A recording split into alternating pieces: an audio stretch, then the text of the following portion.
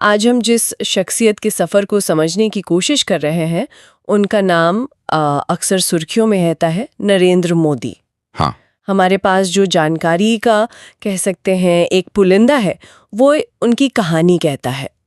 एक railway station पर अपने पिता की चाय की दुकान में हाथ बटाने वाले लड़के से लेकर दुनिया के सबसे बड़े लोकतंत्र के प्रधानमंत्री बनने तक का उनका सफर। बिल्कुल। ये स्रोत इस बात पर जोर देता है कि कैसे उन्होंने गरीबी, संघर्ष और आलोचनाओं का सामना किया और उन्हें अपनी यात्रा का हिस्सा बनाया।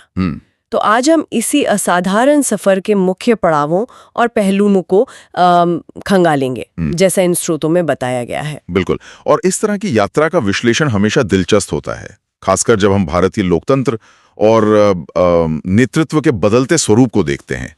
ये सिर्फ एक व्यक्ति की कहानी नहीं है। ये स्रोत हमें दृढ़ संकल्प, सामाजिक पृष्ठभूमि के प्रभाव और राजनीतिक रणनीति के इंटरप्ले को समझने का मौका देता है। हाँ। तो चलिए इन दस्तावेजों में दिए गए तथ्यों के आधार पर इस कहानी की परतों को खोलते हैं। हाँ, शुरुआत करते हैं उनके बचपन से।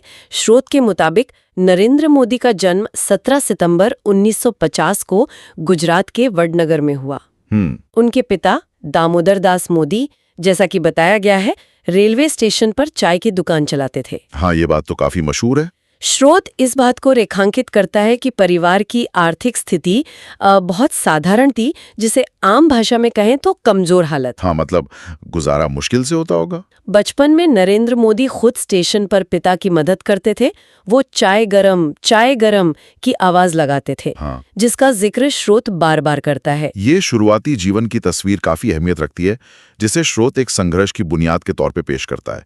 अक्सर इस तरह की पृष्ठभूमि से निकली कहानियों में एक अंतर्निहित संघर्ष और जमीन से जुड़े होने का नैरेटिव बनता है, और स्रोत इसी पहलू पर जोर देता दिख रहा है। हाँ, और दिलचस्प बात यह है कि पढ़ाई में औसत होने के बावजूद, जैसा स्रोत बताता है, वे स्कूल के दिनों में एनसीसी नेशनल कैडेट कॉर्प, वाद विवाद प्रतियोगिताओं और नाटकों में काफी सक्रिय थे। अच्छा। स्रोत ये भी इशारा करता है कि बचपन से ही उनमें देशभक्ति की भावना और एक तरह का अनुशासन था। हाँ, शायद एनसीसी से आया हो। हाँ, जो शायद एनसीसी जैसी गतिविधियों से और पुख्ता हुआ होगा। ये बिंदु महत्वपूर्ण है। स्रोत कैसे उनके इन शुरुआती अनुभवों, यानी संघर्ष, एनसीसी के जरिए आया अनुशासन और वाद विवाद से मिला वो सार्वजनिक बोलने का अभ्यास, को उनके बाद के व्यक्तित्व और राजनीतिक शैली से जोड़ता है। ये देखना दिलचस्प है। स्रोत बताता है कि ये महज गतिविधियां नहीं थीं, बल्कि ये उनके चरित्र निर्माण के शुरुआती तत्व थे। साधारण शुरुआत से शिखर तक पहुंचने की कहानी में ये तत्व अक्सर नींव का काम करते हैं। स्रोत में एक सवाल भी उठाया गया है जो थोड़ा भावनात्मक लगता है कि कौन सोच सकता था कि रेलवे स्टेशन पर चाय बेचने में मदद करने वाला यही लड़का एक दिन भारत का इतना बड़ा नेता बनेगा। ये सवाल उनके सफर के अप्रत्याशित पहलू को उजागर करता है, जैसा स्रोत में दर्शाया गया है। और ये सवाल सिर्फ भावनात्मक नहीं है, मेरे ख्याल से ये राजनीतिक विश्लेषण का भी विषय है कि कैसे शुरुआती जीवन के अनुभव, जिन्हें शायद उस वक्त ज्यादा महत्व न दिया गया हो, भविष्य के नेतृत्व की संभावनाओं को आकार दे सकते हैं। हाँ, स्रोत इस कनेक्शन को स्थापित करने की कोशिश करता है। इसके बाद कहानी उनकी युवावस्था की ओर मुड़ती है। स्रोत बताता है कि किशोरावस्था में ही उनका झुकाव राष्ट्रीय स्वयंसेवक संघ यानी आरएसएस की तरफ हुआ, जिसे स्रोत एक राष्ट्रवादी सांस्कृतिक संगठन के रूप में वर्णित करता है। फिर एक बड़ा मोड़ आता है। लगभग 17-18 साल की उम्र में वे घर छोड़ देते हैं। ये वाकई एक निर्णायक मोड़ लगता है। उस उम्र में घर छोड़ना, और वो भी एक अनिश्चित रास्ते पर निकल पड़ना, ये किसी भी व्यक्ति के जीवन का एक बड़ा फैसला होता है। हाँ, बिल्कुल। स्रोत इसे महज एक घटना नहीं, बल्कि उनकी एक तरह की तलाश और वैराग्य की शुरुआत के तौर पर देखता है। बिल्कुल। और स्रोत के मुताबिक वे करीब 2-3 साल तक भारत भ्रमण पर रहे, खासकर हिमालय क्षेत्रों में। अच्छा। ऋषिकेश, गंगोत्री और पश्चिम बंगाल में बेलूर मठ जैसी जगहों का जिक्र है, जहां उन्होंने साधुओं और सन्यासियों के साथ समय बिताया। इस दौरान, जैसा स्रोत बताता है, उन्होंने ध्यान, योग और आत्म अनुशासन का गहरा अभ्यास किया। इस आध्यात्मिक खोज और वो जो एकांतवास का दौर था, उसका उनके नजरिए और व्यक्तित्व पर क्या असर पड़ा होगा, ये सोचने वाली बात है। स्रोत जोर देता है कि इस अनुभव ने उन्हें आत्म अनुशासन और शायद दुनिया को एक अलग नजरिए से देखने की क्षमता दी। ये उनके चरित्र का वो पहलू हो सकता है जो बाद में उनके राजनीतिक जीवन में भी झलका हो। कम से कम स्रोत तो यही इशारा करता है। जब वे इस यात्रा से लौटे तो स्रोत के अनुसार वे पूरी तरह से आरएसएस के प्रचारक के तौर पर काम में जुट गए। हाँ, और यहीं पर स्रोत उनके एक पुराने कथन का जिक्र करता है जो उनके तब के इरादे को जाहिर करता है, मुझे राजनीति नहीं करनी, मुझे समाज सेवा करनी है। ये दिलचस्प विरोधाभास है ना? समाज सेवा के इरादे से शुरुआत करके सक्रिय राजनीति के शिखर तक पहुंचना, ये बदलाव कैसे और क्यों आया? हाँ, ये सवाल तो उठता है। स्रोत सीधे तौर पर इसका मनोवैज्ञानिक विश्लेषण तो नहीं करता, लेकिन उनकी यात्रा के अगले पड़ाव इस बदलाव की कहानी जरूर कहते हैं। ये दिखाता है कि शुरुआती इरादे और जीवन का वास्तविक पथ वो कैसे अलग हो सकते हैं। सही कहा। राजनीति में उनके औपचारिक प्रवेश का जिक्र स्रोत 1980 के दशक से करता है, जब भारतीय जनता पार्टी यानी बीजेपी का गठन हुआ। हाँ, जिसे स्रोत एक प्रमुख राजनीतिक दल के रूप में पहचानता है। मोदी ने पार्टी के संगठन में काम करना शुरू किया। स्रोत इस बात पर जोर देता है कि उनकी रणनीतिक समझ और जमीनी स्तर पर कड़ी मेहनत ने उन्हें जल्द ही पहचान दिलाई। यहाँ राजनीतिक सफलता में वो जो संगठनात्मक कौशल का महत्व है वो साफ दिखता है। पर्दे के पीछे रहकर संगठन को मजबूत करना, रणनीति बनाना, ये अक्सर उस नेतृत्व क्षमता की पहली परीक्षा होती है जो बाद में सामने आती है। हाँ, स्रोत उन्हें शुरुआत से ही एक कुशल संगठक के रूप में चित्रित करता है। गुजरात में पार्टी संगठन को मजबूत करने में उनकी भूमिका को स्रोत काफी अहम मानता है।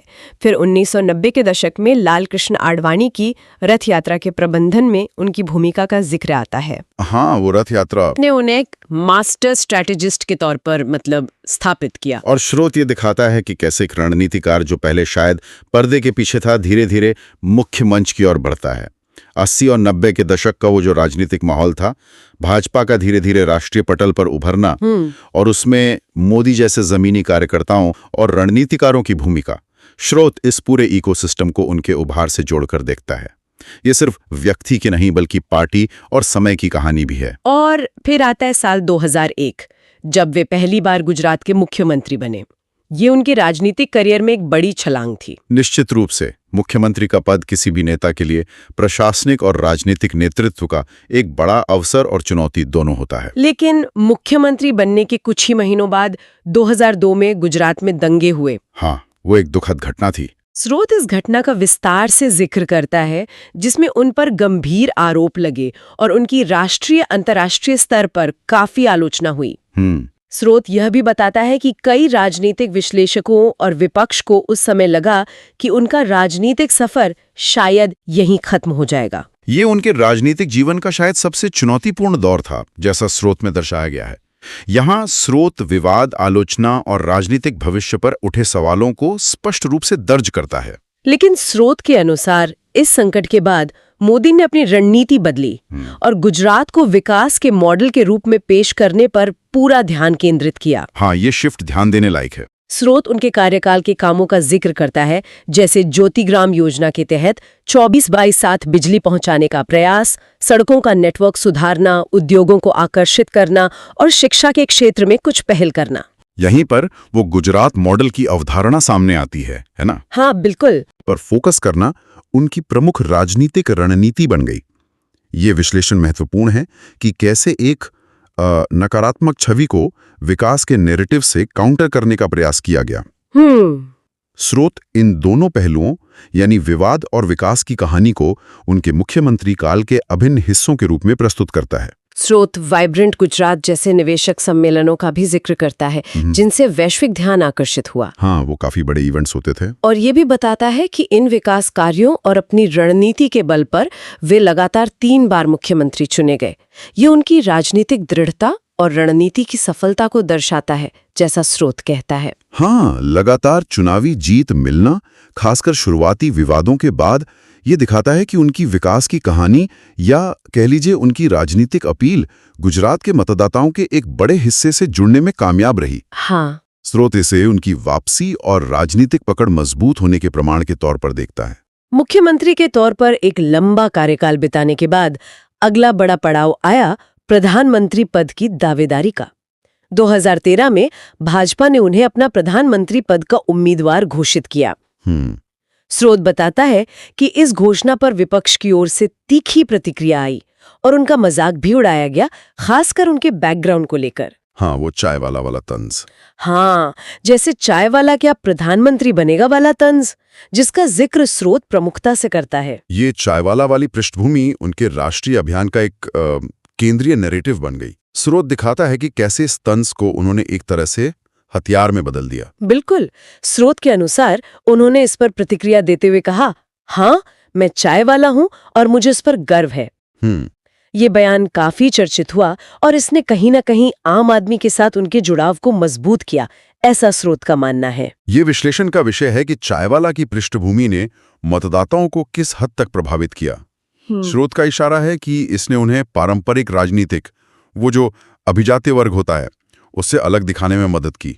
हाँ। और एक बाहरी या आम आदमी की छवि बनाने में भूमिका निभाई, जो शायद मतदाताओं के एक वर्ग को पसंद आई। और 2014 के लोकसभा चुनावों में स्रोत के आंकड़ों के अनुसार भाजपा ने उनकी अगुवाई में भारी बहुमत हासिल किया, 282 सीटें। हाँ, वो एक बड़ी जीत थी। और वे भारत के 15वें प्रधानमंत्री बने। स्रोत 2014 की इस बड़ी जीत के पीछे कई कारकों का योगदान मानता है, जिसमें ये चायवाला नैरेटिव, गुजरात मॉडल के जरिए पेश किया गया विकास का वादा और तत्कालीन सरकार के प्रति वो जो एंटी इनकम्बेंसी थी। हाँ, वो भी था। जैसे पहलू शामिल हो सकते हैं, जैसा कि स्रोत इशारा करता है। प्रधानमंत्री बनने के बाद स्रोत उनके पहले कार्यकाल 2014-2019 की कुछ प्रमुख योजनाओं और निर्णयों पर प्रकाश डालता है। से स्वच्छ भारत अभियान, जिसका लक्ष्य स्रोत के अनुसार हर घर में शौचालय बनाना और साफ सफाई को बढ़ावा देना था। ये एक बड़े पैमाने का सामाजिक अभियान था, जिसका स्वास्थ्य और सार्वजनिक व्यवहार पर असर डालने का लक्ष्य था, जैसा स्रोत बताता है। काफी चर्चा हुई थी इसकी। फिर जन धन योजना का जिक्र है, जिसका उद्देश्य स्रोत के मुताबिक गरीबों और वंचितों को बैंकिंग सिस्टम से जोड़ना था। हाँ, फाइनेंशियल इंक्लूजन, ताकि सरकारी योजनाओं का लाभ सीधे उन तक पहुंच सके। साथ ही मेक इन इंडिया पहल, जिसे स्रोत देश में मैन्युफैक्चरिंग और निवेश को बढ़ावा देने के एक प्रयास के रूप में देखता है। ये पहले आर्थिक समावेशन और औद्योगिक नीति से जुड़ी थी। स्रोत इन्हें उनकी सरकार की शुरुआती प्राथमिकताओं के तौर पर गिनता है। इसके अलावा स्रोत 2 और बड़े कदमों का जिक्र करता है। पहला, 2016 में उरी हमले के बाद पाकिस्तानी प्रशासित कश्मीर में की गई सर्जिकल स्ट्राइक, हाँ, जिसे स्रोत राष्ट्रीय सुरक्षा पर एक कड़ा संदेश देने वाला कदम बताता है। और दूसरा, नवंबर 2016 में हुई नोटबंदी, डीमोनेटाइजेशन जिसे कहते हैं, जब 500 और 1000 रुपए के पुराने नोटों को चलन से बाहर कर दिया गया था। ओहो, वो तो बहुत बड़ा फैसला था। स्रोत इसे उनके कार्यकाल का सबसे बड़ा और साहसिक कदम कहता है, लेकिन ये भी मानता है कि इस पर काफी विवाद और बहस हुई। सर्जिकल स्ट्राइक को स्रोत राष्ट्रीय सुरक्षा के प्रति एक असर्टिव अप्रोच के तौर पर देखता है। वहीं नोटबंदी एक बड़ा और विवादास्पद आर्थिक प्रयोग था, जिसके घोषित लक्ष्य थे काला धन, नकली मुद्रा, आतंकवाद की फंडिंग पर रोक। हाँ, ये सब कहा गया था। और उसके वास्तविक प्रभावों पर स्रोत में बहस का संकेत मिलता है।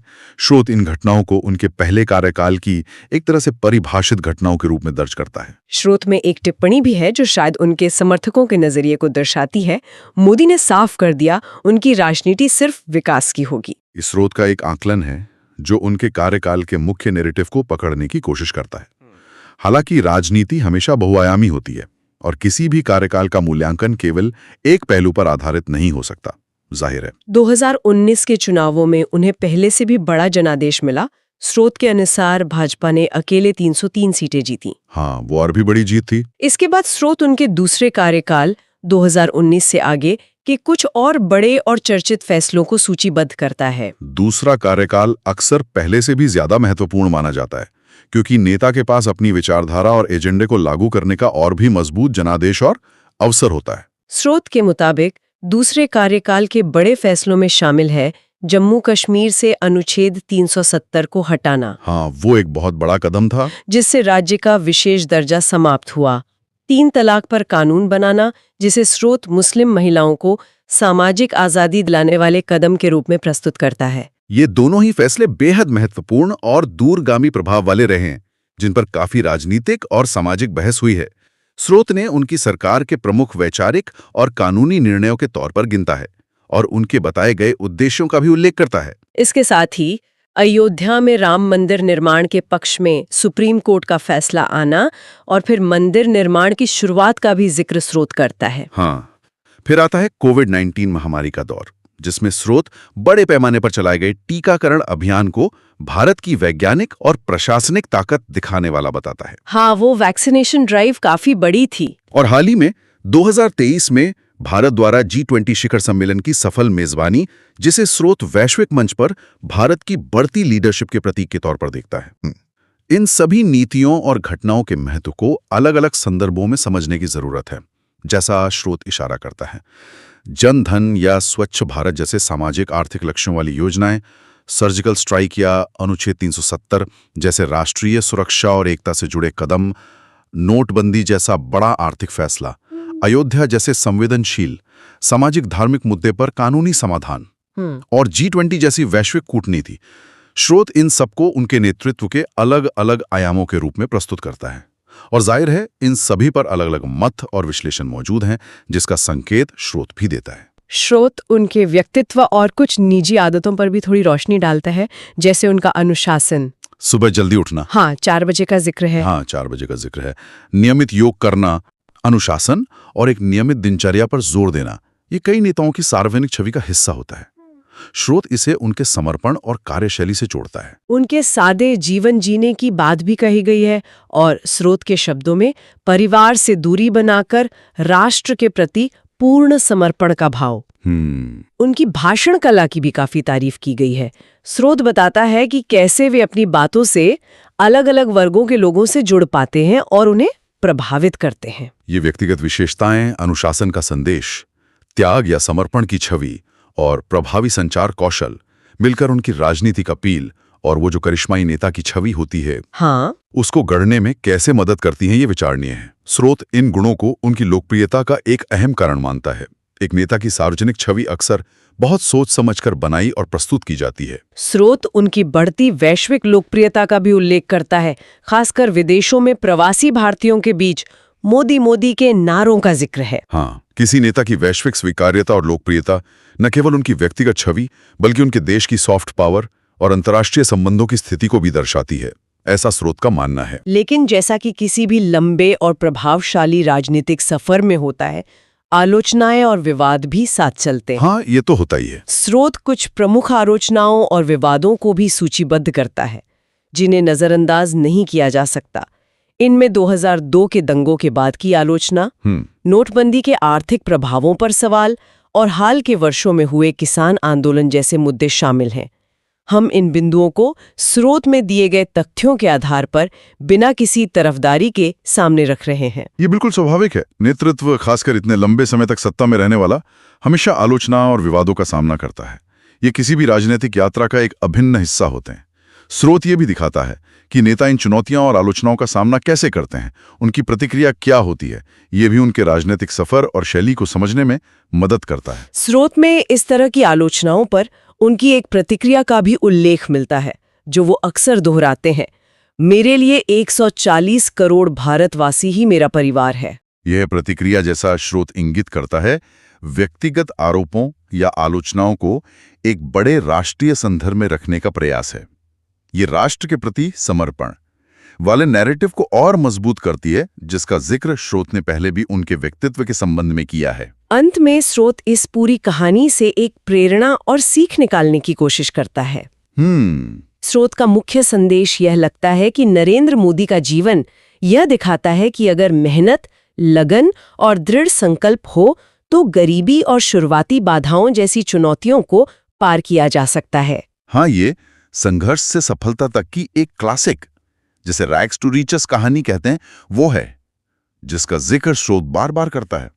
इस तरह की कहानियां हमेशा से कई लोगों के लिए प्रेरणा का स्रोत रही हैं। स्रोत के अनुसार एक चाय बेचने वाले साधारण लड़के से लेकर दुनिया के सबसे बड़े लोकतंत्र के प्रधानमंत्री बनने तक का उनका सफर अपने आप में एक असाधारण और प्रेरणादायक यात्रा है। निश्चित तौर पर ये यात्रा सिर्फ एक व्यक्ति की कहानी नहीं है, बल्कि ये नेतृत्व की प्रकृति, महत्वाकांक्षा के मायने और समकालीन भारत में सामाजिक और राजनीतिक बदलावों की गतिशीलता के बारे में कई व्यापक सवाल खड़े करती है।